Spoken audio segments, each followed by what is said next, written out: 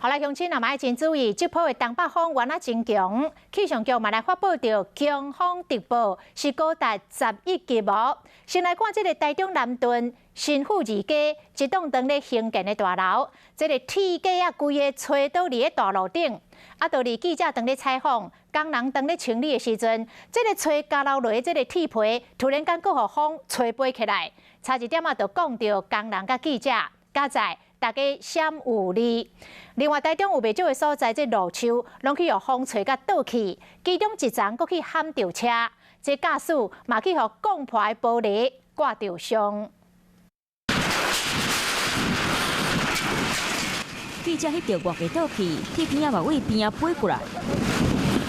加在记者和附近的工人有经闪开。台中今天的风非常大，在新富2街这边建筑工地呢，半夜呢鹰架就被倒塌，工人早上来清除鹰架，但是记者刚采访的时候，差点被乱飞的铁皮威力给砸到。加在外界倒落来，无去跌着伤，不过伫咧南屯这台车就无这么好运，驶过一半去树尾击到，驾驶目睭嘛叫刮着伤。眼睛可能有碰到一些玻璃，去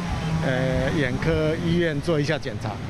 除了路边的树仔倒去，伫咧西屯中央公园跨年舞台后边的外界，嘛去互强风扇倒。风真正出头的，气象局伫咧网站对台中各区发布强风特报，市区大楼受到风势影响，风力愈强，乌托邦去互吹甲东倒西歪，民众想要关车门，嘛爱大力关。